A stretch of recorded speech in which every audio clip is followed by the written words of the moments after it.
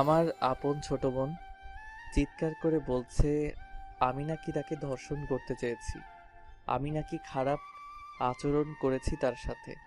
তার প্রমাণ নাকি আমার মামুনি, সে সময় মতো না গেলে নাকি আমি তার অনেক বড় ক্ষতি করে ফেলতাম। আমার আম্মু তা খুব সহজে বিশ্বাস করে নিল। কথাগুলো শুনে মনে হচ্ছিল আমি এখনো বেঁচে আছি। কেন যখনই কিছু বলতে যাব তার আগেই পায়ের জুতা খুলে আমাকে মারতে শুরু করে দিল আমার আম্মু। আমি অসহায়ের মতো দাঁড়িয়ে মার খাচ্ছি আর কান্না ভেজা চোখের ছোট বোনের দিকে তাকিয়ে আছি। নীলু ন্যাকা কান্না করতে করতে আম্মুর কাছে আমার নামে হাজারো মিথ্যে অপবাদ দিচ্ছে।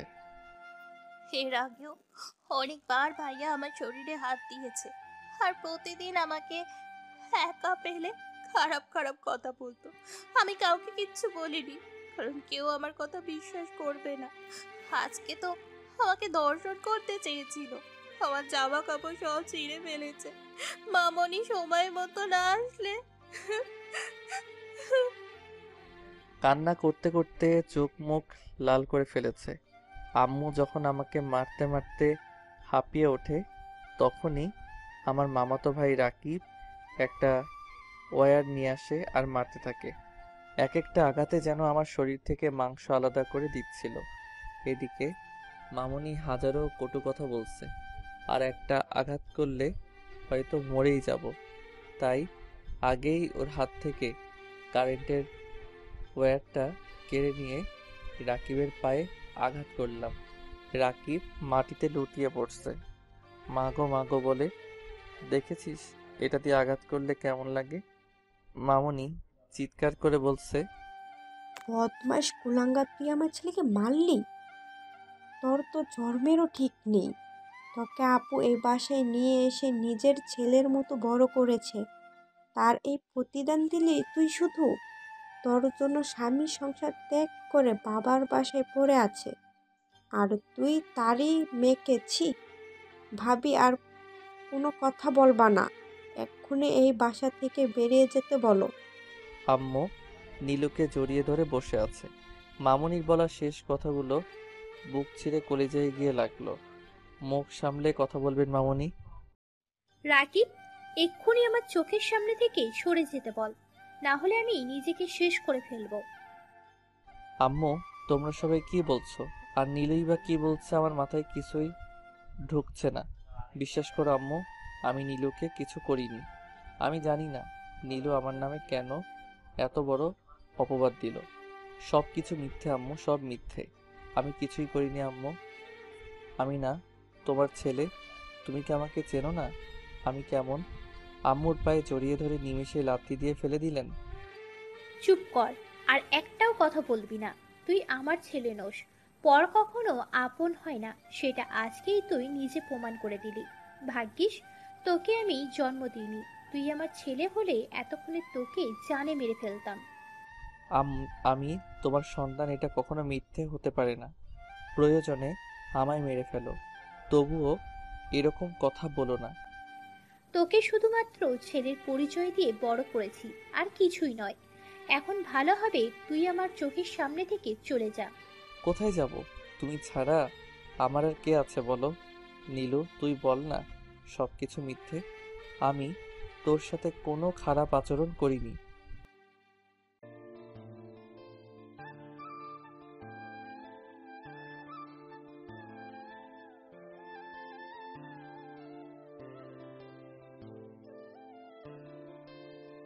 এই কুকুরের বাচ্চা, বের হয়ে যা, না হলে আমি তোকে জুতো পেটা করব।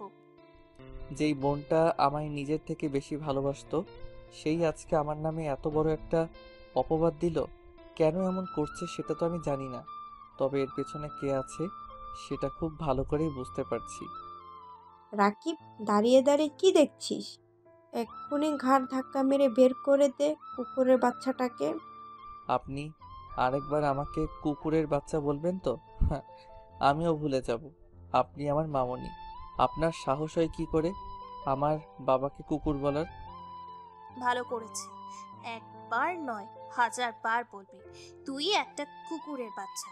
তোর বাপ একটা কুকুর, বাপের জন্য দরদ এসেছে। এই, তুই বলতে পারবি তোর বাপকে? তুই কিভাবে জানবি? তোকে যেই মা জন্ম দিয়েছে সেও হয়তো জানে না। আম্মু নীলুর হাত ধরে রুমে নিয়ে গেলেন। যাওয়ার সময় বলে গেলেন, আমি যদি এই বাসা থেকে বের হয়ে না যাই তাহলে রুম থেকে 2টা লাশ বের হবে। ওদের যাওয়ার দিকে তাকিয়েছিলাম। রাকিব এসে শার্টের কলার ধরে বাসার বাহিরে নিয়ে গেল। চুপচাপ এখান থেকে চলে যাবি, আর নেক্সট টাইম তোকে এই এলাকায় দেখলে জানে মেরে ফেলবো। আজকেই মেরে ফেলতাম, শুধু ফুপির জন্য পারিনি। সকালে যখন নূরজাহান বেগম রান্না করছেন, ওনার ভাবি এসে বললেন নীলু ওড়না ফ্যানের সাথে পেঁচিয়ে আত্মহত্যার চেষ্টা করছে।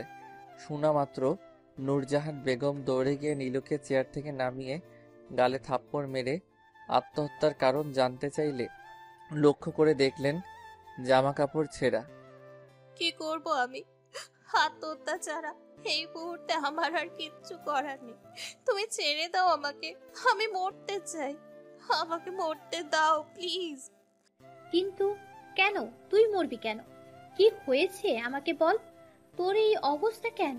কে করলো এসব? চিৎকার চেঁচামেচি শুনে নীল তার রুম থেকে চোখ টলতে টলতে নীলুর রুমে আসলো। তোমাকে কি বলবো আমি?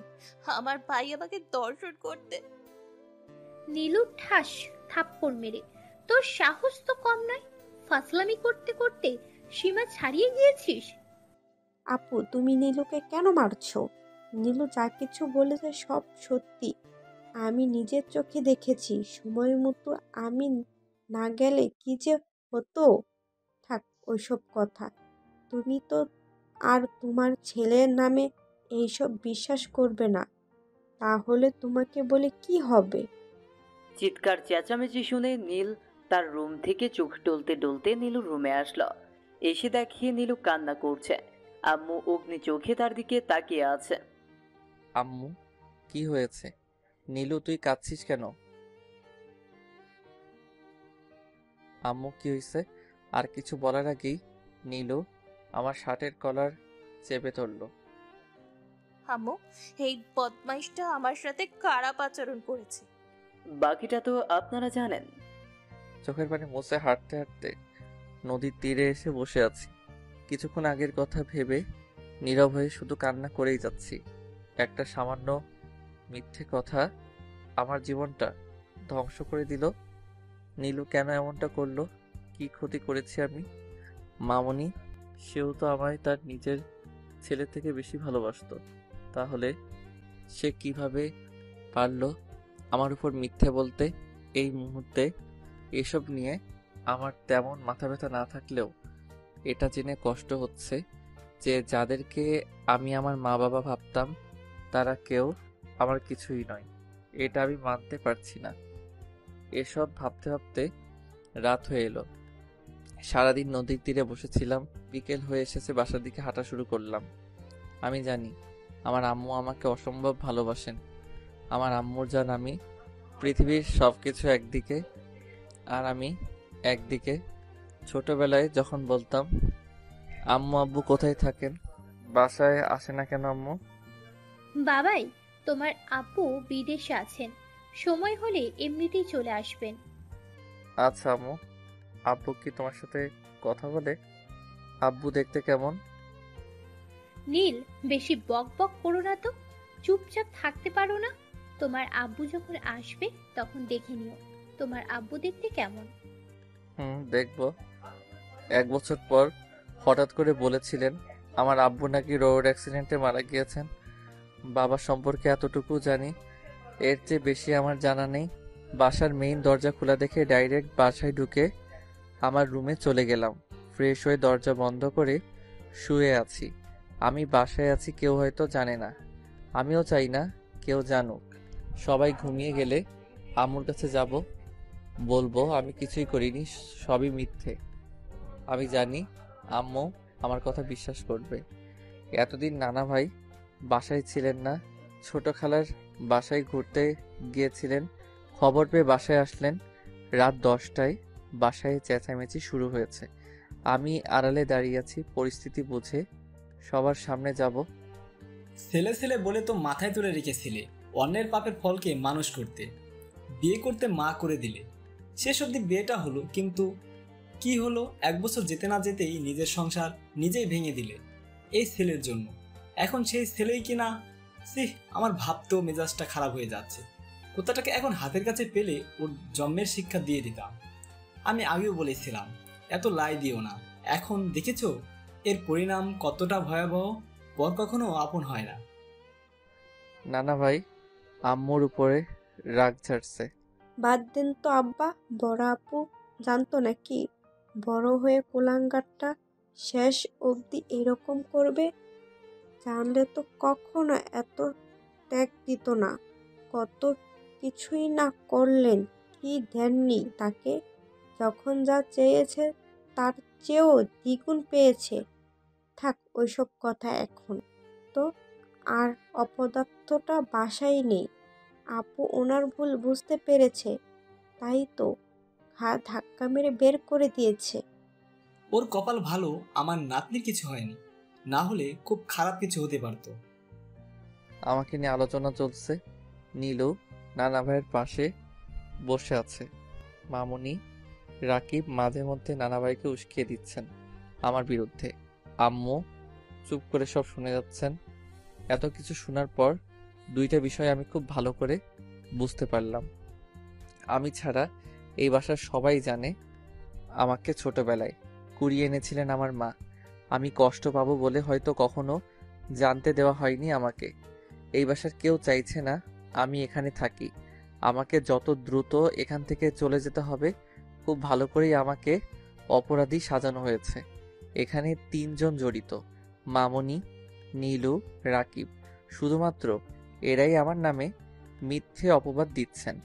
আমি আবার আমার রুমে এসে দরজা বন্ধ করে দিলাম, জামা কাপড় গুছিয়ে নিলাম। ফোন অফ ছিল, চার্জে লাগিয়ে অন করতেই স্ক্রিনে ভেসে উঠল, সরি নীল, আমি আর তোমার সাথে সম্পর্ক রাখতে পারবো না। আমাকে মাফ করে দিও। আর কোনোদিন আমার সাথে কন্ট্যাক্ট করার চেষ্টা করবে না। বাই।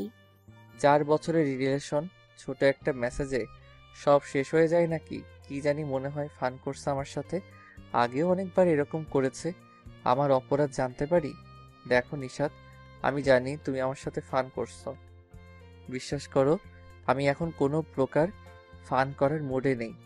অনেক বড় একটা ঝামেলা হয়ে গিয়েছে। তুমি অনলাইনে আসলে কল দিও, আমি তোমায় সব ক্লিয়ার করে বলবো। এটা লিখে সেন্ড করে দিলাম। 5 মিনিটের মাথায় রিপ্লাই আসলো, আমি মোটেও ফান করছি না। আমি তোমার সাথে সম্পর্ক রাখতে পারবো না। So breakup. আমার অপরাধ কি সেটা জানতে পারি? কেন, তুমি জানো না তোমার অপরাধ কি? নাকি আমাকে বলতে হবে? ছি, লজ্জা শরম বলতে কিছু নেই। কিভাবে এত বড় জঘন্য একটা কাজ করতে পারলে তুমি? তোমার যদি এরকম কিছু খেয়াল ছিল তাহলে আমাকে বলতে, আমরা বিয়ে করে নিতাম। তাহলে তোমার সাথে রুমডেট করতাম। তুমি কিভাবে পারলে আপন বোনের সাথে এসব করতে? নিশাত, তুমিও শেষমেশ আমাকে ভুল বুঝলা। আমি তোমাকে ভুল বুঝিনি, যেটা সত্যি সেটা বললাম। তুমি আমার সাথে একবার দেখা করো, সব কিছু ক্লিয়ার হয়ে যাবে। বিশ্বাস করো, আমি কিছুই করিনি। এসব জানার পরেও তুমি কিভাবে ভাবলে তোমার সাথে আমি দেখা করব? তাছাড়া আমি আর তোমার মুখটাও দেখতে চাই না। তোমার নাম শুনলেই না কেমন যেন মনের ভেতরে ঘৃণা কাজ করে। আজ থেকে আমাদের সম্পর্ক এখানেই শেষ। সবাই তো ছেড়ে চলে গিয়েছে, তাহলে তুমি থাকবা কেন? তুমিও চলে যাও। বাই দ্য ওয়ে, দোয়া করি সবসময় ভালো থেকো। মেসেজটা সিন হওয়ার পরপরই হোয়াটসঅ্যাপে ব্লক দিল। নাম্বারটাও ব্লক লিস্টে রেখে দিল। বাসা থেকে যাওয়ার আগে আম্মুর সাথে দেখা করেছিলাম। উনি বলেছেন আমার মুখ না দেখাতে। আমার জন্য ওনার জীবনের অনেক কিছু হারিয়েছেন, এখন আর কোনো কিছুই হারাতে চান না। আম্মুর পায়ে জড়িয়ে ধরে বলেছিলাম, বিশ্বাস করো আম্মু, আমি কোনো কিছুই করিনি। আমার একটা কথাও বিশ্বাস করেনি তিনি। বাসার অন্য কেউ দেখার আগে চুপচাপ বাসা থেকে বের হয়ে যাবি। আমি তোর কেউ নই। পর তো পরই, আপনগুলোও স্বার্থপর। এই শহরে আর থাকতে চাই না। থাকলে হয়তো দম বন্ধ হয়ে মারা যাব। তাই ট্রেনে উঠে বসলাম। কোথায় যাব জানি না। টিটি এসে টিকিট চাইলে সরি, আমি তাড়াহুড়ো করে টিকিট কিনতে ভুলে গিয়েছি। নো প্রবলেম, ফাইন ভরে দাও তাহলেই হবে। জি, কত দিতে হবে? কোথায় যাবেন? ঢাকা। ফাইন 300 টাকা আর টিকিট 250 টাকা, মোট 550 টাকা দাও। সকাল 8টায় কমলাপুরের বসে আছি। একে তো কাউকে চিনি না, জানি না, কোথায় যাব, কি করব কিছুই বুঝতে পারছি না। পেটেও খিদে লেগেছে, পকেটে হাত দিয়ে দেখি মানিব্যাগ নেই। কাজ হয়ে গিয়েছে, চোর বেচারা নিয়ে গিয়েছে। বিকাশে টাকা ছিল কিছু, টাকা তুলে আগে হালকা কিছু খেয়ে নিলাম। হঠাৎ ফোন আসলো, বের করে দেখি রাহুল কল দিয়েছে। কল কেটে দিলাম, ফোন তোলার ইচ্ছে নেই। হঠাৎ মনে হলো আমার তো একটা ফেসবুক ফ্রেন্ড আছে, অনেকবার বলেছিল ওর বাসায় যাওয়ার জন্য, সময় পাইনি তাই যাওয়া হয়নি। ওর নাম্বার আমার কাছে নেই, শুধু ফেসবুকে কথা হয়। এফবিতে ঢুকতেই দেখলাম সে অ্যাক্টিভ আছে। মেসেজ করতেই রিপ্লাই দিল, কি খবর দোস্ত? এই তো ভালো, তুই? ভালো। তুই একটু ঢাকায় আসতে পারবি? কেন? আর আমি তো ঢাকায় আছি, মামার বাসায় এসেছি। তাহলে ভালোই হলো, তুই অনেক দিন হলো বলছিস তোর বাসায় যেতে, তাই আজকে না জানিয়ে চলে আসলাম। নিয়ে যাবি তো তোর বাসায়? কি বলছিস দোস্ত, তুই ফান করছিস না তো? আরে আজিব তো, এই দেখ সেলফি তুলে দিলাম, কমলাপুর আছি। থ্যাংক ইউ বন্ধু, তুই ওখানে থাক, আমি সাইনবোর্ডে আছি, এক্ষুনি আসছি। আর হ্যাঁ, তুই 2টা নোয়াখালীর টিকিট কিনে রাখ। ওর বাসা নোয়াখালী, কিন্তু ট্রেন তো বিকেলে, আমরা বরং বাসেই চলে যাব। না মামা, ট্রেনে যাব, সারাদিন তোকে নিয়ে ঘুরবো, আর বিকেলে বাসে যাব। মামা, আমার ঘোরাঘুরি করার মুড নেই, তুই প্লিজ আমাকে নিয়ে তোর বাসায় চল, খুব ক্লান্ত লাগছে। আর কি বলছিস দোস্ত, আমার সাথে চল, মুড না থাকলে এমনি চলে আসবে। জোর করে নিয়ে গেল ওর মামার বাসায়। চল কাপড় চেঞ্জ কর, ঘুরতে যাব। আর হ্যাঁ, ট্রেন কয়টায়? 7টা 40 মিনিটে, কিন্তু এখন কোথায় যাবি? আরে মামা, আমি ঢাকা এসেছি গার্লফ্রেন্ডের সাথে দেখা করতে, দেখা না করে চলে যাব নাকি? ঠিক আছে তুই যা, আমি একটু ঘুমাই, আমার শরীর খারাপ, প্লিজ দোস্ত। ওকে, তোর ইচ্ছে, যা ফ্রেশ হয়ে আয়, কিছু খেয়ে নেবো দুজনে। আমি এখন খাবো না, তুই দেখা করে আয়, তারপর একসাথে খাবো, প্লিজ বোঝার চেষ্টা কর। রিফাত চলে গেলে Okay, bye. নীল রুমে শুয়ে আছে, এপাশ ওপাশ করছে, কিন্তু কিছুতেই চোখে ঘুম আসছে না। বারবার কালকের কথাগুলো মনে পড়ে যাচ্ছে। উপরে থাকা ফ্যানের দিকে তাকিয়ে আছে, চোখ থেকে অনর্থ পানি ঝরছে। নিশা তো আমাকে বুঝলো, সেও সবার মতো মিথ্যে ডাকে বিশ্বাস করে আমাকে দূরে ঠেলে দিল। না চাইতেও নিশাতের ফোনে মেসেজ দিলাম। আসার সময় নতুন সিম কিনেছি। মেসেজের উত্তর না পেয়ে কল দিলাম, একবার দুইবার রিং হবার পর। হ্যালো, কে বলছেন? নিশাত, আমি নীল। কেন ফোন দিয়েছো? কি বলবে তাড়াতাড়ি বলো। বিরক্ত হচ্ছ কেন? আচ্ছা 5 মিনিট কথা বলা যাবে? সরি, 5 মিনিট কেন? কোনো ধর্ষকের সাথে আমি 5 সেকেন্ডও কথা বলতে পারবো না, বাই। 4 বছরে এতটুকু চিনতে পারলে আমাকে, সবার মতো তুমিও আমাকে অবিশ্বাস করছো। অন্য কেউ বললে হয়তো বিশ্বাস করতাম না, কিন্তু তোমার ফ্যামিলি থেকে তোমার বোন নীলু নিজে ফোন দিয়ে আমাকে বলছে, সাথে এটাও বলছে তুমি এই পরিবারের কেউ নয়, তোমার বাড়ি নেই, ঘর নেই, মা বাবাও নেই, এমনকি তোমার নাকি জন্মের নেই। আর একটা কথা বললে, নীল কি জিনিস সেটা তুমি হাড়ে হাড়ে বুঝতে পারবে। তুমি কি জানো আমার বিষয়ে? নীলও বাচ্চা মেয়ে, তাই কী সব বলে দিয়েছে, তাই বলে তুমি এই কথাগুলো বলবা? সেটা আমি মেনে নিব না। রেগে আগুন হয়ে আছে। এত চ্যাট দেখাইও না, আমি ঠিকই বলেছি, তুমি বলতে পারবা তোমার বাবাকে? পারবে না। যাদের পরিচয়ে তুমি এত এগিয়ে এসেছো না, তারাও আজকে তোমার পেছনে নেই, কারণ তুমি একটা বিশ্বাসঘাতক ধর্ষক। ভালোই হয়েছে তোমার আসল চেহারাটা আমি আগে থেকেই জানতে পেরেছি, না হলে পরে আমার অনেক বড় ক্ষতি হতে পারত। আমি যেই কাজটা করিনি, সবাই যেইভাবে আজকে আমার উপরে মিথ্যে অভিযোগ তুলে ধরলে না, সেটা একদিন মিথ্যে প্রমাণিত হবে। বিশেষ করে সেদিন তুমি আফসোস করবে, সেদিন ফিরে পেতে চাইবে আমাকে। ওই ওই চুপ, কি বলছিস এসব? রাখ তোর ফালতু কথা, এসব ফালতু কথা শোনার টাইম নাই। বিকেলে রিফাত আসলে ফ্রেশ হয়ে নোয়াখালীর উদ্দেশ্যে বেরিয়ে গেলাম। রাতেই পৌঁছে গেলাম নোয়াখালীর সোনাইমুড়িতে। ওদের বাসায় গেলাম। ওর বাবা মা জিজ্ঞেস করেছিলেন আমার পরিচয়। ও আমার ফ্রেন্ড, সিলেট থেকে ঘুরতে এসেছে, কিছুদিন থাকবে আমাদের বাসায়। ও তাহলে যা তোর রুমে নিয়ে যা, আর হ্যাঁ ফ্রেশ হয়ে আয়, আমি খাবার দিতেছি। রুমে এসে ফ্রেশ হয়ে খাবার খেয়ে ঘুমিয়ে আছি। এপাশ ওপাশ করছি, চোখে ঘুম নেই, বারবার আম্মুর কথা মনে পড়ছে। কিরে দোস্ত, তুই ঘুরতে আসলি, তাহলে সবসময় মন মরা হয়ে থাকিস কেন? তোর মুখে কি হাসি খুশি বলতে কিছু নেই?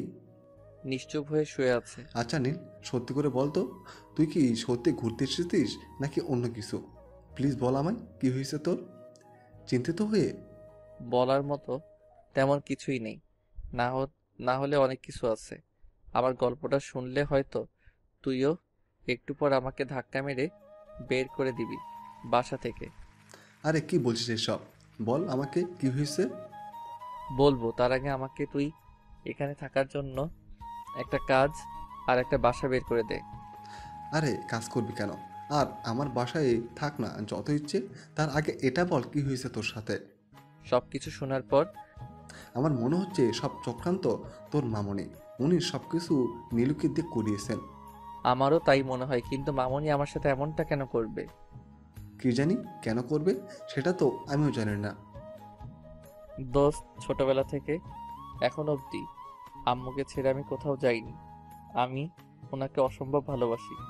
খুব মিস করছি রে। তাহলে আন্টিকে ফোন দিয়ে কথা বল আর সব কিছু বুঝিয়ে বল।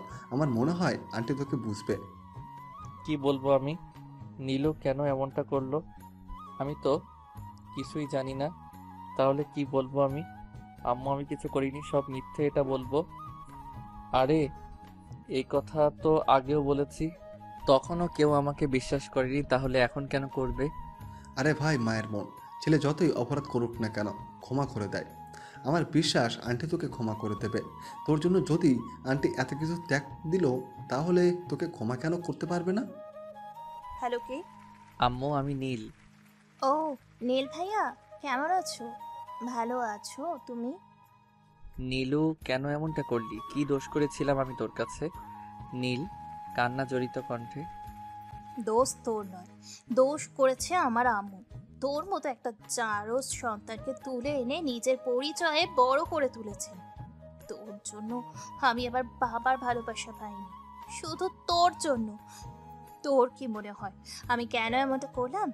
জানতে চাস কেন করেছি? নীলু, আমি না তোর ভাই? তাহলে তোর ভাইকে তুই জারজ বলছিস কিভাবে? আমি না তোর কলিজার ভাই ছিলাম?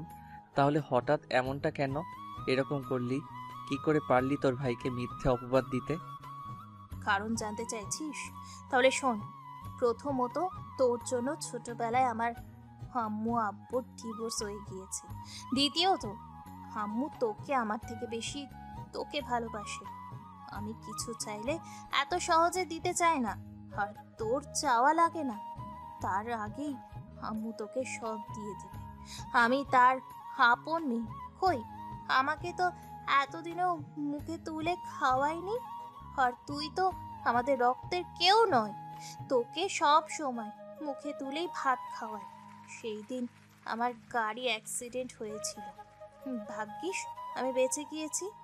আমার কিছু হয়েছে কি না তা দেখার আগে আম্মু আমাকে বকা শুরু করে দিল। আমি না বলে কোনো বাসা থেকে বের হয়েছি। পরের দিন তোর সামান্য হাত কেটেছিল, পুরো বাসা মাথায় তুলে রেখেছিল আম্মু। তোর কিছু হলে এত ভালোবাসা কোথায় থেকে বের হয় সেটা বুঝি না। আর আমার কিছু হলে হালকা রিয়্যাক্টও করে না। ঈদে শপিং করতে গেলে আমাকে 10,000 দিত, তোকে 50,000 দেয়। কি জাদুটাই না করেছিলি আমার আম্মুকে। প্রথম প্রথম তো আমি জানতাম তুই আমার আপন ভাই, তাই কিছু বলতাম না, সব হাসি মুখে সহ্য করে নিতাম। যখন শুনলাম তুই একটা জারজ সন্তান, তোকে আমার আম্মু ডাস্টবিন থেকে তুলে এনেছিল, আর সেই তোর কারণে আমার আব্বু আম্মুর ডিভোর্স হয়ে গিয়েছে। এখন নাকি আম্মু সব সম্পত্তি তোর নামে লিখে দেবে। যেখানে আমার পাওয়ার কথা 100%, সেখানে আমাকে মাত্র 20% দেবে। এটা আমি কিভাবে মেনে নিব বল? আমার আম্মু সব কিছুতেই তোর অধিকার, তাহলে আমি কে? এত কিছু জানার পর আমি চুপ থাকি কি করে বল? নীলু, কি বলছিস তুই এগুলো? আমার মাথায় কিছুই ঢুকছে না। তোর সম্পত্তি চাই তো? তুই শুধু আমাকে একবার বলে দেখতি, আমার সব কিছু তোকে দিয়ে দিতাম। তুই আমার মাকে আমার থেকে কেন কেড়ে নিলি? ওই, কে তোর মা? উনি শুধু আমার মা, আর তুই আমাকে কি দিবি? সব কিছু তো আমারই। হ্যাঁ, তোর সবই তোর। তুই প্লিজ আমার আম্মুকে আমার কাছে ফিরিয়ে দে। তুই শুধু বল আমি আমি কিছু করিনি। প্লিজ আম্মুকে একবার বল তার ছেলে ধর্ষক নয়। তোর কি মনে হয় আমি এসব গিয়ে আম্মুকে বলবো আর আম্মু তোকে বাসায় নিয়ে আসবে, সাথে করে সবকিছু তোকে দিয়ে দেবে? অনেক কষ্টে আম্মুর চোখে তোকে খারাপ বানিয়েছি। কিসের জন্য? তোকে আবার নিয়ে আসার জন্য। চিন্তা করিস না, তোর জন্য এই বাড়ির দরজা চিরকালের জন্য বন্ধ হয়ে গিয়েছে। তুই চাইলেও আর ফিরে আসতে পারবি না। আমার নামে এই অভিযোগটা কিভাবে তুলতে পারলি? একদিন সবকিছুই প্রকাশ হবে, সেদিন কি বলবি? কোনো দিন প্রকাশ হবে না, কারণ সবাই মিলেই এই প্ল্যানিংটা করেছে। যে প্রকাশ করবে সেই আগে ফেঁসে যাবে। মানে মামুনি, রাকিব, নানা ভাই সবাই মিলে প্ল্যান করেছো? আরে হ্যাঁ, শুধু পুরোটা বাদে। মামনি না বললে তো কখনো জানতেই পারতাম না তুই একটা জারজ। সরি, জারজ নয়, টুকাই। ও, তার মানে আমি যেটা ভেবেছিলাম সেটাই। নীলুর এক একটা কথা কলিজায় গিয়ে আঘাত করছিল। ওর জারদ শব্দটা শুনে মাথা ভনভন করছিল। আমি আম্মুর সাথে কথা বলবো। তুই আম্মুর কাছে ফোন দে। নীল চোখের পানি মুছে। সেটা সম্ভব নয়, আম্মু এখন ঘুমাচ্ছে আর আম্মুর সিমটা এখন আমার, বুঝলি? সো তুই চাইলেও আর আম্মুর সাথে যোগাযোগ করতে পারবি না। তুই কি আমাকে বোকা পেয়েছিস? আমি তোর ভাই, তোর থেকে এক কদম এগিয়ে আছি। এতক্ষণ তুই যা কিছু বলেছিস, মানে আমাদের মধ্যে ফোনে যা কিছু আলাপ হয়েছে, সবকিছু আমার ফোনের ছোট মেমোরি কার্ডে রেকর্ড হয়ে আছে। এখন ভালোভাবে তুই সবকিছু আগের মতো করে দে, এতে আমি কাউকে কিচ্ছু বলবো না। আর যদি তা না হয় তাহলে আমি এই রেকর্ড আম্মুকে শোনাবো। তখন তুই সহকারে মামনি, রাকিব সবাই রাস্তায় রাস্তায় ঘুরবি, কারণ আম্মু তোদেরকে বাসা থেকে বের করে দিবে। নীল কথাটা শোনা মাত্র নীলুর মাথায় আগুন লেগে গেল। তুই যদি সত্যি এই রেকর্ড ডিলিট না করিস তাহলে আমি কি করব নিজেও জানিস না। ও হ্যাঁ, তুই এই বাসায় পা রাখার আগেই আমি নিজেকে শেষ করে দেব, সাথে আম্মুকেও। না না, আমি কেন মরবো? আম্মুকে মেরে ফেলবো। কি বলবে কিছুই মাথায় ঢুকছে না। নীলুর মুখে যা আসছে তা বলছে। নীলুর কথা শোনা মাত্র মেজাজ খারাপ হয়ে যায়। আমার মায়ের কিছু হলে তোকে শেষ করে ফেলবো। তোর নামও আর এই পৃথিবীর বুকে থাকবে না। তুই থাকা তো দূরের কথা। একবার চিন্তা করে দেখ, আমি যদি এত বড় জঘন্য একটা কাজ করতে পারি, তোর নামে মিথ্যে অভিযোগ তুলে ধরতে পারি, এমনকি তোর গার্লফ্রেন্ডকেও তোর থেকে কেড়ে নিতে পারি, তোকে নিঃস্ব করে দিতে পারি, তাহলে কারোর জীবন নিতে দুইবার ভাববো কিভাবে? অবশ্য আমার কিছু করতে হবে না, যা করার রাকিবই করবে। নীলু বোন আমার, আমি আসবো না আর কোনোদিন তোদের বাসায়। রেকর্ড ডিলিট করে দিব। তুই প্লিজ আম্মুর কোনো ক্ষতি করিস না। নীলুর হাত থেকে মামুনি ফোন কেড়ে নিয়ে বলতে শুরু করলেন, আমি কথা দিচ্ছি বাবা, তোমার মায়ের কিছু হবে না। তুমি শুধু রেকর্ডটা ডিলিট করে দাও আর এই বাসায় তোমার আম্মুকে খুঁজতে এসো না। আর যদি আসো তাহলে আমরাও তোমাদের কথা রাখতে পারবো না। হ্যাঁ, ভালো থেকো। ফোন কেটে বালিশে মুখ গুজে কান্না করছে নীল। পাশে থেকে রিফাত মাথায় হাত বুলিয়ে কান্না করতে মানা করছে। কি বলে সান্ত্বনা দিবে ভাষা খুঁজে পাচ্ছে না। মামনি, সত্যি কি নীল বাসায় আসলে আম্মুকে মেরে ফেলবে নাকি? দূর পাগলি মেয়ে। আরে আমরা তো শুধু নীলকে ভয় দেখিয়েছি, আমাদেরও তো সাহস আছে নাকি আপুকে কিছু বলার? আমার কেন জানি খটকা লাগছে। আরে কি খটকা লাগছে শুনি? শুধু তোমার একার মা নাকি? আমারও ফুপি লাগে। তাছাড়া আজ বাদে কাল আমার শাশুড়ি হবে। আমরা কিভাবে ওনার ক্ষতি করব বলো? সকালে সোফাতে বসে ফোনের স্ক্রিনে থাকা ওয়ালপেপারের দিকে তাকিয়ে আছেন নূরজাহান বেগম। হ্যাঁ, ওয়ালপেপারে নীলের ছবি লাগানো। এক ধ্যানে তাকিয়ে আছে। ওনার এখনো বিশ্বাস হচ্ছে না নীল এমনটা করেছে। আবার নিজের চোখকেও অবিশ্বাস করতে পারছেন না। ঢাকা 1998। ইন্টার দ্বিতীয় বর্ষে পড়ালেখা করতেন সামিরা আর নূরজাহান, দুইজন বেস্ট ফ্রেন্ড। একজন আরেকজনকে ছাড়া চলতেই পারতো না। নূরজাহানের দেশের বাড়ি সিলেটে আর সামিরার শেরপুর। অনাথ, ছোটবেলা থেকেই অনাথ আশ্রমে বড় হয়েছে। দুইজন খুব ভালো বান্ধবী, এক কথায় এক প্রাণ দুইটি দেহ। পড়াশোনায়ও খুব ভালো ছিল দুইজন। প্রতিদিনের মতো আজকেও কলেজে যাচ্ছে দুইজন। হঠাৎ করে একটা ছেলে এসে রাস্তা আটকে সামনে দাঁড়িয়ে যায়। পেছন থেকে ফুল বের করে হাঁটু গেড়ে বসে পড়ে সামিরার সামনে। আমি তোমাকে ভালোবাসি, তুমি কি আমার হবে? তুমি কি আমার হবে সামিরা? সামিরা কিছু বলছে না, চুপচাপ দাঁড়িয়ে আছে আর বারবার আর চোখে নূরের দিকে তাকাচ্ছে। প্লিজ কথা বলো। আচ্ছা, এখন উত্তর দেওয়া লাগবে না, এই ফুলটা নাও। সামিরা এইবার চোখগুলো ছোট ছোট করে নূরের দিকে তাকায়। নূর ইশারায় বলে ফুলটা নিতে। সামিরা নূরের কথা মতো ফুলটা হাতে নিয়ে পাশ কাটিয়ে চলে যায়। রাতে ঘুমানোর আগে, নূর ছেলেটা কে? আগে তো কখনো দেখিনি। তাছাড়া হুটহাট কি বললো? আমার তো সব কিছু মাথার উপর দিয়ে গেল।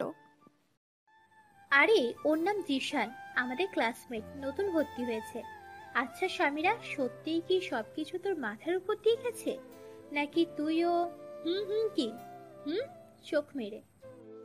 আরে না, আমি ওকে পছন্দ করি না। দেখতে কেমন যেন লাগে, চুল এলোমেলো, শার্টের গুদাম খোলা, হাতে কি সব চুড়ি পরা, দেখতে পকেটে পকেটে লাগে। আমি কখন বললাম তুই পছন্দ করিস? তার মানে বুঝি বুঝি, সব বুঝি। তার উপরে চুল, শার্ট সব লক্ষ্য করা হয়েছে, তাই না? সামিরা এবার লজ্জায় লাল হয়ে গিয়েছে। নূর খুব ভালো করে বুঝতে পারছে সামিরা প্রেমে পড়েছে। কিন্তু জিসান তো এই কয়েকদিন নূরের আগে পিছে ঘুরঘুর করলো। নূর প্রথমে ভেবেছিল তাকে প্রপোজ করতে এসেছে, কিন্তু হঠাৎ করে সামিরাকে প্রপোজ করলো জিসান। তাহলে এই কয়েকদিন যে নূরকে ফলো করে বেড়াতো, সেটা কি ছিল? নূরের মাথায় কিছুই ঢুকে না। এদিকে সামিরা কিছু একটা ভাবনায় ডুবে আছে। হয়তো জিসানের কথা ভাবছে। পরের দিন হোস্টেল থেকে কলেজে যাওয়ার উদ্দেশ্যে হাঁটছে। যেহেতু কলেজ আর হোস্টেল কাছাকাছি, 3 থেকে 4 মিনিট লাগে হেঁটে যেতে, তাই হেঁটেই যাচ্ছে। আচ্ছা নূর, আজকেও যদি ছেলেটা এসে প্রপোজ করে তাহলে কি করব? কি আর করবি, পিছু পিছু ঘুরবি। পরে যদি মনে হয় জিশান তোকে সত্যিই ভালোবাসি, তাহলে তুই লাভ ইউ বলে দিবি। আরে আস্তে ধীরে কথা বল, পিছে পিছে আসছে, শুনে ফেলবে। তাহলে তো ভালোই, আসতে দে। সামিরা, সামিরা, ওই শোনো সামিরা। পেছন থেকে ডেকে ডেকে সামনে আসলো। কি ভাবলে? আমি এখনো কিছু ভাবিনি। কেন ভাবনি কেন? তোমার কথা আমার মনেই ছিল না। সত্যিই তো, আপনার কথা আমার বান্ধবীর মনে ছিল। কালকে সারা রাত পড়তে পড়তেই ক্লান্ত হয়ে ঘুমিয়ে পড়েছিল, তাই না সামিরা? সামিরাকে উদ্দেশ্য করে বলল, ও তাহলে কি আমি উত্তরটা হ্যাঁ ভেবে নিব? না, আমি কি সেটা বলেছি? তাহলে না ভেবে নেই। সামিরা রাগের লুক নিয়ে জিসানের দিকে তাকিয়ে মুখ ভেঙচি কেটে পাশ কাটিয়ে চলে গেল। নূর সেখানেই দাঁড়িয়ে রইল। জিসান সামিরার চলে যাওয়ার দিকে তাকিয়ে রইল। সামিরা চিৎকার করে ডাক দিল। সামিরা পেছনে তাকাতেই আই লাভ ইউ ঘুষি পাকিয়ে আস্তে করে বলল, মেরে ফেলো, আমি তো তোমার প্রেমে সেই কবেই মরে গিয়েছি। ধ্যাত পাগল। সামিরা এটা বলে চলে গেল। কি হলো, তুমি দাঁড়িয়ে আছো কেন? যাও গিয়ে তোমার ফ্রেন্ডকে বোঝাও।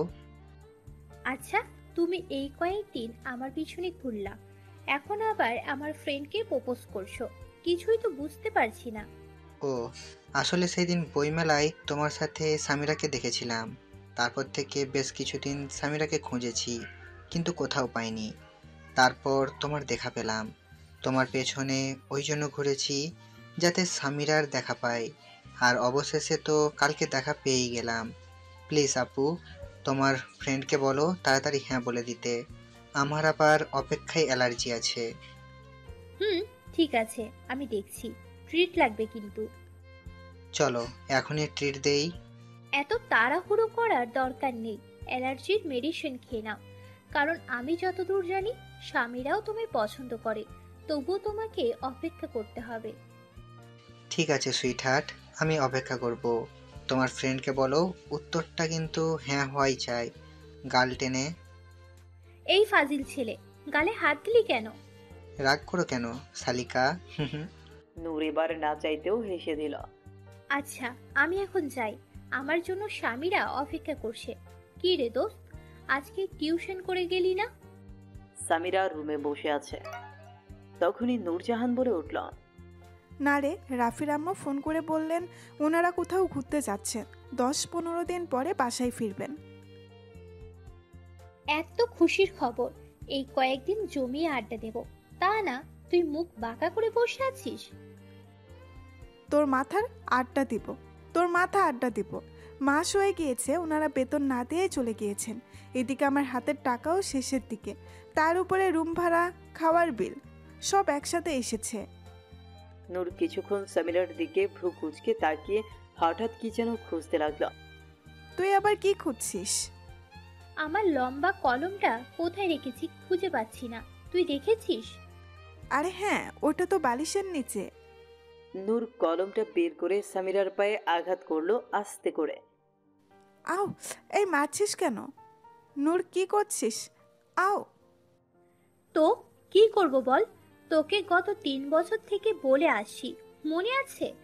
আমার সব কিছুই তোর, আমার ব্যাগে সবসময় টাকা থাকে, তোর যখন যত টাকা লাগে নিয়ে নিবি। তাও যদি না পারিস একবার বলিস আমাকে।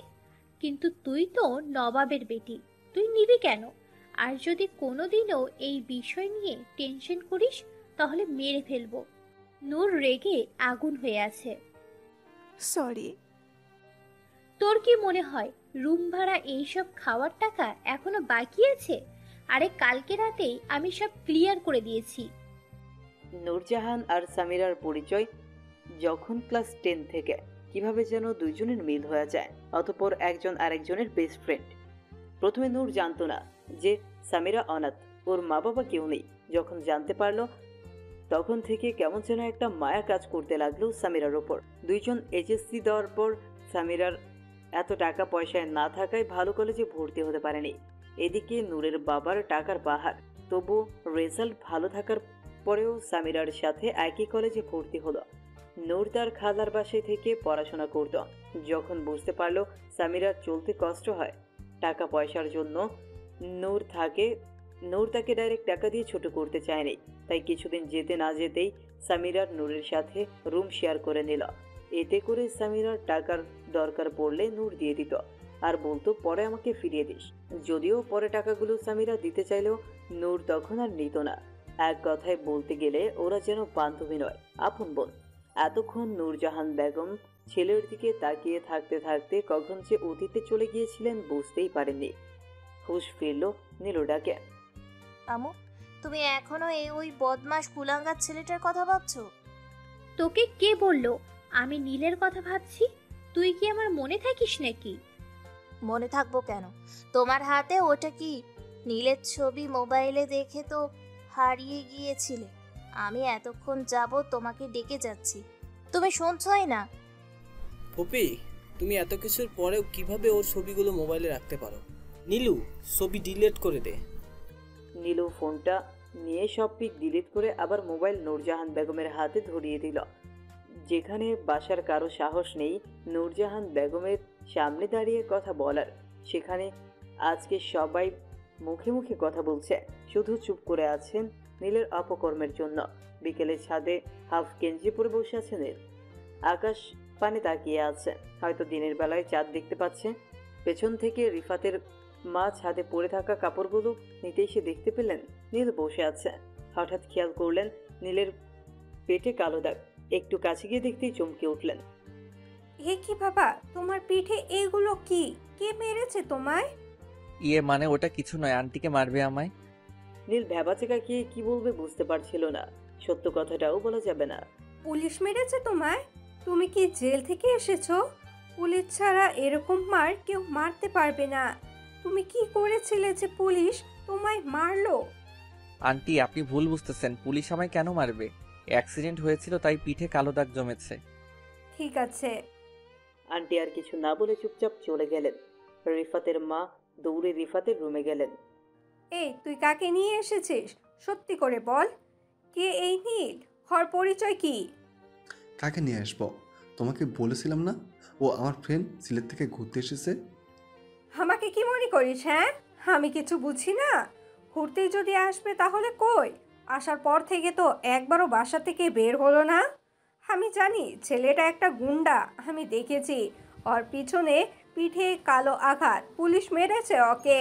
আমার মনে হয় জেল থেকে পালিয়ে এসেছে। আমরা কোনো ঝামেলায় পড়তে চাই না। তুই এখনই ওকে বাসা থেকে বের করে দে, না হলে আমি পুলিশ ডেকে ধরিয়ে দেব। আম্মু, তুমি নীলকে ভুল বুঝতেছ।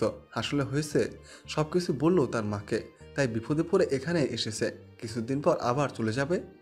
তুই সত্যি বলছিস তো? বিশ্বাস না হলে তুমি নিজে নীলকে বাসা থেকে বের করে দাও। ও আচ্ছা, তুই নীলকে নিয়ে আয়, আমরা ওকে নিয়ে ডাক্তারের কাছে যাব। কি? নিচে আয়। কেন? আম্মু তোকে নিয়ে ডাক্তারের কাছে যাবে। আরে না, লাগবে না, অমনি ঠিক হয়ে যাবে। থাপ্পড় দেবো নাকি আসবি? তুই আমাকে বলিসনি কেন? আজকে 3-4টে দিন পার হয়ে গেল, আম্মু না দেখলে তো তুই কাউকে কিছুই বলতি না। আরে মামা, তেমন কিছু নয়। আচ্ছা ঠিক আছে, চলো। তুই এমন কেন? আচ্ছা বাদ দে ওসব, আমার জন্য একটা কাজ দেখ প্লিজ। বুঝলাম না, তুই কাজ করবি কেন? তোর কাজের কি দরকার? রিফাত, আরে আমার কাজ লাগবে, তাছাড়া আমি আমার পড়াশোনা তোদের এখানেই করব। টাকা পয়সারও তো দরকার আছে। কি কাজ জানিস তুই বল, আমি দেখব কি করা যায়। যে কোনো কাজ দিয়ে আমি পারবো। বলা যতটা সহজ, করা ঠিক ততটা কঠিন। তাছাড়া কাজ না জানলে তোকে কেউ কাজ দেবে না। এই আমি গাড়ি চালাতে জানি, ড্রাইভিং। লাইসেন্স আছে? না। তাহলে তোকে কে গাড়ি দেবে? আচ্ছা তবুও তুই দেখ কিছু একটা করা যায় কিনা। আচ্ছা টিউশনই করাতে পারবো। আচ্ছা দেখা যাবে, চল ফ্রেশ হয়ে বাইরে আয়, আম্মু অপেক্ষা করছেন। 2 দিন পর এই নীল, এদিকে আয়। রিফাত রুমে বসে ফোন ঘাঁটছে আর নীল তখন ব্যালকনিতে ছিল। কি হয়েছে? মামা, তোর চাকরি হয়ে গিয়েছে। কি বলছিস, সত্যি? আমাদের এলাকায় এক হুজুরের বাড়িতে ওনার মেয়েকে মাদ্রাসায় নিয়ে যাবে, আবার নিয়ে আসবে। আর সন্ধ্যার পরে তুই চাইলে ওনার ছোট মেয়েকে টিউশন পড়াতে পারিস। মামা I love you, thank you. মামা রিফাতকে জড়িয়ে ধরলো। হয়েছে, আর মায়া দেখাতে হবে না। উনি তোকে দেখতে চাইছেন, এখনও চাকরি হয়নি। সো বিকেলে ওনার বাসায় যাব। আরে মামা তুই থাকতে এত টেনশন করা লাগবে না, আমি জানি চাকরি হয়ে যাবে। বিকেলে বসে আছে হুজুরের বাসায়। আসরের নামাজ পড়ে হুজুর আমাদের সাথে দেখা করলেন। আসসালামু আলাইকুম। দুইজন একসাথে সালাম দিলাম। ওয়ালাইকুম আসসালাম। ভালো আছেন মামা? আলহামদুলিল্লাহ। তুমি ভালো আছো? জি ভালো। রিফাত, এই কি সেই ছেলে? জি। তুমি গাড়ি চালাতে জানো? 3 বছর গাড়ি চালিয়েছি। লাইসেন্স আছে তো? না মানে ওইটা নেই। তুমি ড্রাইভিং কে শিখিয়েছিল আর লাইসেন্স নেই, জানার পরে কি তোমায় গাড়ি দিয়েছিল? কেউ শিখায়নি, আমি একা একা শিখেছি। আর গাড়ির কথা বলছেন, ওটা আমার গাড়ি, আম্মু আমাকে গিফট দিয়েছিলেন। তোমার নিজেরই যখন গাড়ি আছে, তাহলে আমার গাড়ি চালাতে চাইছো? বুঝলাম না কিছু। ওই মানে মামা, ওর বাসা সিলেটে, এখানে পড়াশোনা করতে এসেছে। তাছাড়া আন্টি নীলের উপর রেখে টাকা পাঠানো বন্ধ করে দিয়েছেন। খুব বেশি টাকা অপচয় করে তো, তাই এখন পড়াশোনার জন্য নিজেই টাকা ইনকাম করতে হবে। আপনি প্লিজ ওকে চাকরিটা দিয়ে দিন। আচ্ছা বুঝলাম, তা টিউশনিও করবে? হ্যাঁ। এই নাও গাড়ির চাবি। কাল থেকে তোমার কাজ সকাল 9টার আগে আমার বাসায় পৌঁছে আমার মেয়েকে মাদ্রাসায় দিয়ে আসবা, আবার বিকালে 4টায় নিয়ে আসবা। এর ভিতরে অন্য কাজ করতে পারো। তুমি কলেজেও যেতে পারবে। মাঝে মতো আমি কোথাও বের হলে আমাকে নিয়ে যাবে। আর 7টার পরে আমার ছোট মেয়েকে পড়াতে আসবা, 1 ঘন্টা পড়াবা। ঠিক আছে, আমি কালকে সময় মতো চলে আসব। আর শোনো, তোমার বেতন গাড়ি যে চালাবা তার জন্য 8,000 টাকা, কারণ আমার আগের ড্রাইভারকেও একই বেতন দিতাম। আর টিউশনের বেতন তোমার পড়াশোনার উপরে নির্ভর করে দিবে। সেদিনের মতো চলে আসলাম। পরের দিন সকালে সঠিক টাইম মতো পৌঁছে গেলাম ওদের বাসায়। 30 মিনিট আগে এসেছি, এসে বসে আছি। কিছুক্ষণ পরে একটা মেয়ে আসলো, সাথে পিচ্চি আর একটা বোরকা পরা, হাতে পায়ে মোজা পরা চোখগুলো দেখা যাচ্ছে না, এসে গাড়িতে বসে পড়ল। মনে হয় এটাই। আর কেউ আছে কি না জিজ্ঞেস করলাম। জি না, আর কেউ নেই, আপনি চলুন। জি। বিসমিল্লা বলে চাবি ঢুকিয়ে সেলফ নিতে গিয়ে গাড়ি একটা ঝাঁকুনি দিল। গাড়ি নিউট্রাল না করেই সেলফ নিতে গিয়েছিলাম। এই যে ভাইয়া, আপনি আদৌ কি পারেন গাড়ি চালাতে? হ্যাঁ, পিচ্চি মেয়েটা। আরে পারি তো। আমার মনে হচ্ছে না। অতঃপর চলতে লাগলো গাড়ি। রাস্তায় কোনো কথা নেই। 5 মিনিট পর, আচ্ছা আপু, আমরা কোন দিকে যাব? কোন দিকে যাবেন মনে? আপনি মাদ্রাসায় যাবেন? বড়টা তো কোনো কথাই বলছে না। আমিও সেটা বলছি। মাদ্রাসা কোন দিকে আমি তো জানি না, একদিন দেখিয়ে দিলেই হবে। আমিও তো জানি না, পিচ্চি রেগে কথাটা বলল। ঠিক আছে বড় আপু, আপনি কোনো কথা বলছে না, আপনি হয়তো জানেন, বলুন না প্লিজ, আজকে দেখিয়ে দিলেই হবে। আপনি সোজা যেতে থাকুন, পয়েন্টে গিয়ে ডান দিকে ঢুকবেন। এখন কোন দিকে যাব? আবার ডান দিকে যান, সামনে মাদ্রাসা। বিকেলে ওদেরকে বাসায় পৌঁছে দিয়ে আমি রিফাতের বাসায় চলে আসলাম। ফ্রেশ হয়ে রিফাতের সাথে আড্ডা দিয়ে 7টার আগে আবার ওদের বাসায় চলে গেলাম পিচ্ছি মেয়েটাকে পড়াতে। ও সরি, ওর নাম সুমাইয়া তাবাসসুম তুবা। আচ্ছা স্যার, আপনার নাম কি? তুবাকে পড়াচ্ছিলাম, হঠাৎ করে প্রশ্নটা করে বসলো। জি, আমার নাম নীল। শুধুই নীল, লাল নয়? মানে? মানে আপনার নাম শুধুই কি নীল?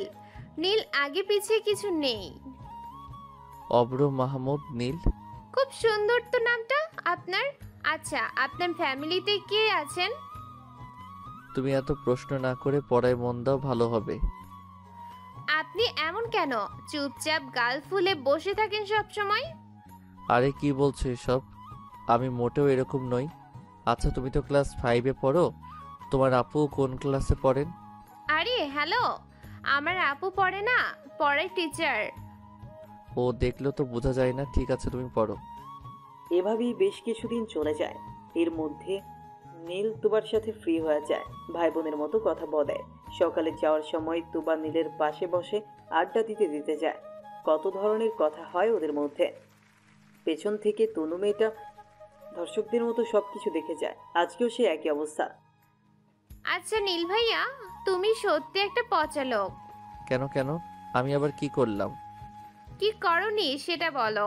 যতবার তোমাকে তোমার ফ্যামিলি সম্পর্কে জিজ্ঞেস করলাম, ঠিক ততবারই এড়িয়ে যাও। কেন বলো তো? ফ্যামিলির কথা শুনতেই মন খারাপ হয়ে যায় নীলের। কি বলবে নীল, আমার ফ্যামিলি আছে, কিন্তু ওর ফ্যামিলির কেউ তো এখন আর তার সাথে নেই। রাস্তার ছেলেকে আবার রাস্তায় ফেলে দিয়েছেন। কি বলবে তুবাকে কিছুই বুঝতে পারে না, তাই তো চুপ করে আছে। কি হলো ভাইয়া, কিছু বলছো না? চুপটি মেরে বসে আছো যে? এদিকে তনু আগ্রহ নিয়ে বসে আছে নীলের পরিচয় জানার জন্য। কেউ নেই, ছোট করে বলল। কি কেউ নেই? মা বাবা কেউ নেই। নীল মন খারাপ করে। বুঝলাম না, কি বলছো এসব? ক্লিয়ার করে বলো। আব্বু তো বললো তোমার মা আছেন, ফ্যামিলি আছে। শুরু থেকে আমার কেউ নেই। খানিকের জন্য একটা ফ্যামিলি পেয়েছিলাম, সেটাও আর নেই। আমি শূন্য থেকে শূন্য রয়ে গেলাম। ও সরি, কিন্তু এখন তোমার সেই ফ্যামিলি কোথায়? তোমার চুপ কর। আমি কি শুরু থেকে জানতে পারি কি হয়েছিল আপনার সাথে? শূন্য রয়ে গেলেন মানে? এগুলো একটু ক্লিয়ার করে বলেন। তনুর কথায় নীল কিছুটা অবাক হয়। আজকে 18 দিন হলো চাকরি করছে, কোনোদিন তো কথা বলা দূরে থাক, চোখ তুলে যে মেয়ে তাকায়নি, সে আজ কেন নীলের বিষয়ে জানতে এত আগ্রহ। এদিকে তুবাও কিছুটা অবাক হয়। তার বোন আজ অবধি কোনো পরপুরুষের সাথে প্রয়োজন ছাড়া কথা বলেনি। আজকে কি হলো? নিজে থেকেই কথা বলছে, চুপচাপ বসে আছে নীল। আচ্ছা ভাইয়া, আমাকে আপনার ছোট বোন মনে করে সবকিছু বলো। আমি তো বাইরে কেউ নই। সবকিছু শোনার পর তুবা মন খারাপ করে বসে আছে। আচ্ছা, একটা বোন কিভাবে পারলো সামান্য সম্পত্তির জন্য তার ভাইয়ের উপর এত বড় অভিযোগ দিতে? আপনাকে বললাম না, এখানে সবকিছুর মূল আমার মামনি আর রাকিব। আপনি একটা কাজ করুন, রেকর্ড আপনার আম্মুকে শোনান, সব কিছু শোনার পর আপনার আম্মু সঠিক বিচার করবেন, আপনিও বাসায় যেতে পারবেন। জন্মের পর আমি আমার মাকে তো হারিয়ে ফেলেছি, আবার নতুন করে হারাতে চাই না। হতে পারে আমি রেকর্ড শোনালাম, আম্মু রেগে ওদের বাসা থেকে বের করে দিলেন। পরে যদি ওরা আম্মুর কোনো ক্ষতি করে ফেলে তাহলে কি হবে? গাড়ি পার্কিং করে তুবা নামো, আমরা এসে পড়েছি। জিসান আর সামিরার রিলেশন শুরু হয়ে গিয়েছিল। আজকে নূর একাই কলেজে এসেছে। জিসান সেই কখন থেকে গেটের সামনে দাঁড়িয়ে সামিরার জন্য অপেক্ষা করছে। কিছু সময় পর দেখতে পেল নূর আসছে। আজকে একা এসেছে কলেজে। কাছে আসতেই, নূর, সামিরা কোথায়? ও আসেনি। কিন্তু কেন আসেনি? কারণ ওর জ্বর উঠেছে, তাই আসতে পারেনি। কখন কিভাবে উঠলো?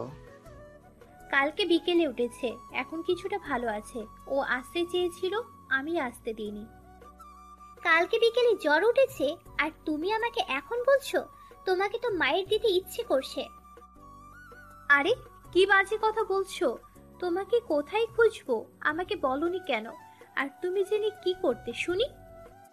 এই শালিকা, দূর হ, আমি গেলাম আমার কলিজাকে দেখতে। জিসান হেঁটে যেতে লাগলো হোটেলের দিকে। যেহেতু মহিলা হোস্টেল, তাই ওয়াচম্যান তাকে ভেতরে যেতে দিচ্ছিল না। জিসান সেখানে গ্যাঞ্জাম না করে বাজারে চলে গেল। একটা বোরখা কিনে নিল, আর সাথে কিছু মেডিসিন আর খাওয়ার জন্য ফুড।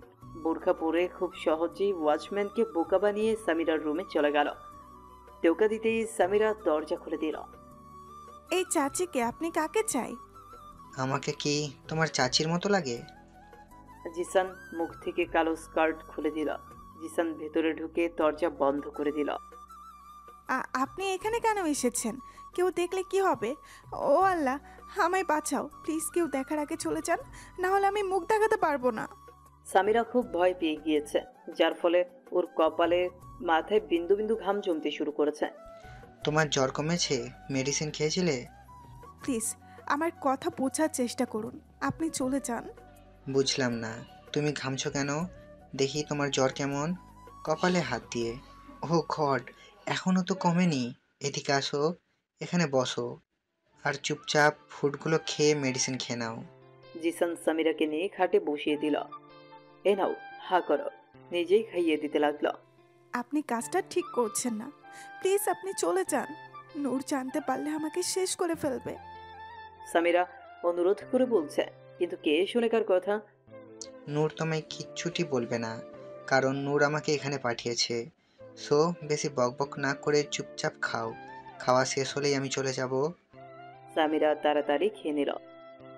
এই তো খাওয়া শেষ, এখন আপনি চলে যান। এত তাড়া কিসের শুনি? আর তুমি আমাকে আপনি আপনি করে বলছো কেন? কারণ আপনি আমার থেকে বড় হবেন। আবারও কয় আপনি? প্লিজ চলে যান। ঠোঁট কামড়াচ্ছে। সামিরার টেনশন করলে ঠোঁট কামড়ায়। জিসানের চোখে জোড়া সামিরার ঠোঁটের দিকে চলে যায়। হা করে তাকিয়ে আছে জিসান। কি হলো, আপনি এমন করছেন কেন? আমি চলে যাব, তুমি আমায় একটা কিস দাও, আমি চলে যাচ্ছি। সামিরা এবার অসহায়ের মতো জিসানের দিকে তাকিয়ে রইল। আপনি এমন কেন করছেন? ঠিক আছে, যেতে হবে না। না, আমি চলে যেতে চাই। তাহলে যাও, মানা করেছে কে? তুমি কিস করলেই আমি চলে যাব। আমি পারবো না। ঠিক আছে, আমিও যাব না। প্লিজ চলে যাও। প্লিজ তুমি দিয়ে দাও। একটা দেব, কিন্তু অন্য কোনো মতলব থাকলে আমি চিৎকার করব, বলে দিলাম। ওকে দাও। জিসান চোখ বন্ধ করে ঠোঁট সামনে এগিয়ে দিল। সামিরা কিছুক্ষণ চুপ থেকে বিদ্যুৎ গতিতে কপালে একটা চুমু খেল। হায় হায়, এখন চলে যাও। এই 80 দশকের বুড়ি, আমি কি ছোট বাচ্চা নাকি যে কপালে চুমু খেলে? আমি আর পারবো না, তুমি চলে যাও। এদিকে আসো, আমি শিখিয়ে দিচ্ছি। না, আমার শেখার দরকার নেই। আছে আছে, দরকার আছে, আসো। সামিরা বেচারি অনেকক্ষণ থেকে কান্না আটকে রাখলেও আর পারল না। বাচ্চা মেয়েদের মতো কান্না করে দিল। সামিরা প্লিজ, কলিজা কান্না করো না, আমি কিচ্ছু করব না। এই দেখো, আমি চলে যাচ্ছি, প্লিজ তুমি কান্না বন্ধ করো। কিছুতেই জিসান সামিরার কান্না বন্ধ করতে পারছে না। বিছানায় বসে বাচ্চা মেয়েদের মতো সমানভাবে কান্না করেই যাচ্ছে। জিসান এবার আর কোনো উপায় না পেয়ে সামিরার গোলাপি ঠোঁটগুলো নিজের ঠোঁট দিয়ে বন্ধ করে দিল। এতে করে অটোমেটিক সামিরার কান্না বন্ধ হয়ে গেল। 2 মিনিটের মাথায় জিসান সামিরাকে ছেড়ে দেয়। সামিরা ছাড়া পেয়ে আবার কান্না করে দিল। তুমি কান্না বন্ধ করবে নাকি আরেকবার করব? সাথে সাথে সামিরা চুপ হয়ে গেল। তাহলে আমি এখন যাই, কেমন? জিসান উঠতে যাবে, সামিরা হাত চেপে ধরল। থাকো না আরো কিছুক্ষণ। ওরে আমার সাহসী, একটু আগে তো মরা কান্না করছিলে, আর এখন বলছো থাকো না, কেউ দেখলে কি হবে? সামিরা হাতটা ছেড়ে দিল। ঠিক আছে, চলে যাও। না, তুমি যখন এত করে বলছো তাহলে একটু পরেই যাই। এখন বলছি চলে যেতে, সো চলে যাও। জিসান এবার সামিরাকে টান দিয়ে বাহুতে নিয়ে নিল। আচ্ছা কলিজা, তুমি এমন কেন বলো তো? সামিরা চোখ বড় করে জিসানের হার্টবিট শুনতে লাগলো। এদিকে জিসান একা একা বকবক করেই যাচ্ছে, সেদিকে কোনো খেয়াল নেই। নীলু, আমার টাকা লাগবে। তুমি ফুপির কাছ থেকে আমাকে 50,000 টাকা এনে দাও। আরে এত টাকা দিয়ে তুমি কি করবা? জানু, বন্ধুদের সাথে কক্সবাজার যাব, টাকা লাগবে না। তাহলে তুমি চেয়ে নাও আমার কাছে, আমাকে কেন বলছো? জানু, কি বলছো এসব? আমি পারলে তোমাকে বলতাম নাকি? আমি নিজেই ফুপির কাছ থেকে নিয়ে নিতাম। ঠিক আছে, আমি দেখছি কি করা যায়। আম্মু, আমার কিছু টাকা লাগবে। ডয়ারে আছে, নিয়ে নে। ডয়ারে মাত্র 5,000 টাকা, এই টাকায় আমার হবে না। কত লাগবে শুনি? 50,000 লাগবে। এত অল্প টাকা দিয়ে কি করবি? চেকবুক নিয়ে আয়, 5 লাখ টাকা দিয়ে দিচ্ছি। বুঝলাম না, তুমি এমন করছো কেন? যা আছে সব তো আমারই, তাহলে 50,000 টাকা দিতে তুমি এমন করছো কেন? আমি তোকে আর 1 টাকাও দেব না। 5,000 নিলে নে, না হলে রেখে যা। আমাকে 50,000 দিতে তুমি প্যাচাল করছো? আর ওই টুকাই ছেলেটাকে চাইলে তো 5 লাখ দিয়ে দিতা। সেই দিনও তোমার কাছে 3 লক্ষ চাইলো, আর তুমি ওকে চেকবুকে সই করে দিয়ে বললা যত ইচ্ছা এমন বসিয়ে নিতে। আর আমি তোমার নিজের মেয়ে, আমাকে মাত্র 50,000 টাকা দিতে কৈফিয়ত চাইছো? কি হয়েছে নীলা, চিৎকার চেঁচামেচি করছো কেন? দেখো না ভাই, আমি কিছু টাকা চেয়েছি, আমও দিতে চাইছেন না। আর ওই বদমাইশটা যখন চাইতো, কিছু না বলেই চুপচাপ দিয়ে দেওয়া হতো। অনেক হয়েছে, আর না, যা বলার বলেছিস। দ্বিতীয়বার নীলকে একটা গালি দিবি, তাহলে আমি ভুলে যাব তুই আমার মেয়ে। খারাপ কি বলেছে? ভালো করেছে। তোর জারসটার জন্য এত দয়া লাগছে কেন? স্টপ, আর একটাও কথা বলবে না। তোমরা সবাই মিলে নীলকে গালিগালাজ করছো, কি করেছেটা কি? কেন আপু, তোমার মনে নেই কি করেছে? বেদব ছেলেটা আমাদের নীলুর ইজ্জত হাত দিতে চাচ্ছিল, আর তুমি তারও হয়ে কথা বলছো? কিসের কি বলছো? আমার নীল আমাকে কখনো মিথ্যে কথা বলেনি, কোনো দিনও না। আমি ভুল করেছি সেদিন নীলের কথা অবিশ্বাস করে। আমার নীল এত বড় খারাপ কাজ করতেই পারে না। আমার কেন জানি মনে হচ্ছে সবকিছু সাজানো নাটক ছিল। আপু, কোনো কিছুই নাটক ছিল না। আমি নিজের চোখে দেখেছি। আমাকে দেখে নীল পালিয়ে গিয়েছিল, পরে ঘুম থেকে উঠিয়ে এমন হাবভাব করলো যেন কিছুই জানে না। আমি এতটাও বোকা নই। আমি খেয়াল করেছি নীল বাসা থেকে যাওয়ার পর সবাই এমনভাবে চলাফেরা করেছো যেন কিছুই হয়নি।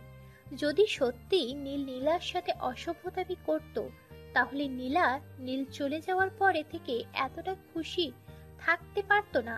কারণ তার সাথে যেটা হয়েছিল সেটা ডিপ্রেশনে চলে যেত, না হলে কয়েকদিন মন মরা হয়ে বসে থাকতো। একটা মেয়ের সাথে যখন এরকম একটা অঘটন ঘটে, তখন একটা মেয়ের কোন পরিস্থিতিতে দিন কাটায় সেটা আমি খুব ভালো করেই জানি।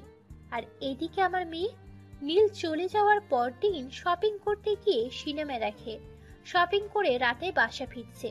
এতে করে বোঝা যায় সবকিছু নাটক ছিল, সবকিছু সাজানো নাটক ছিল, শুধুমাত্র নীলকে বাসা থেকে বের করে দেওয়ার একটা ফাঁদ। আর এই নাটকে অভিনয়টা খুব ভালো করেই করেছিলে তোমরা। বিশেষ করে আমার ভাবি। তুমি তো ফাটিয়ে দিয়েছো, তোমার অভিনয়ের কোনো জবাব নেই।